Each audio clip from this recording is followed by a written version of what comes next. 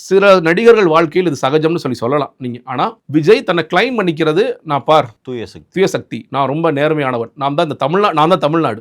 என்னை கேள்வி கேட்டா தமிழ்நாடு கேள்வி கேட்ட மாதிரி. இப்ப யாரை கேள்வி? ஒன்ன விவாதத்தை பண்ணா அப்ப தமிழ்நாடு விவாதத்தை பண்ற மாதிரி அப்பா யார் பண்ணி தான் கேட்கணும் இப்போ. அந்த மாதிரி தானே ஆயிடுது.